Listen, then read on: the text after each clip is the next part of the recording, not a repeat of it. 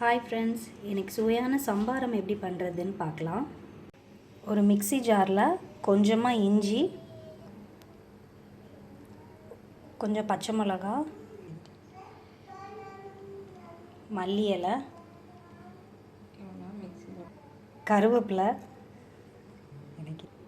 இதை மிக்சியில் போட்டு ஒரு அடி அடித்து எடுத்துடலாம். இது ஒரு அடி அடித்து எடுத்தாச்சு. இது கூடவே ஒரு கப் தயிர் ஆட் பண்ணி,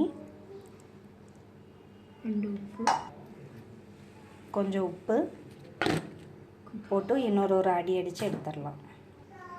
கொஞ்சம் கூட தண்ணி ஆட் பண்ணிவிட்டு ஒரு அடி அடித்து எடுத்துடலாம். இது கூட கொஞ்சமாக காயப்பொடியும் கொஞ்சம் மல்லி இலையும் ஆட் பண்ணி மிக்ஸ் பண்ணிடலாம். சுவையான சம்பாரம் ரெடி ஆயிடுச்சு. இது நல்ல நமக்கு ஜீரணம் ஆகிறதுக்கு இதை சாப்பிட்டா சீக்கிரம் ஜீரணம் ஆகிரும். நீங்களும் இந்த ரெசிபியை ட்ரை பண்ணி பாருங்கள். தேங்க்யூ.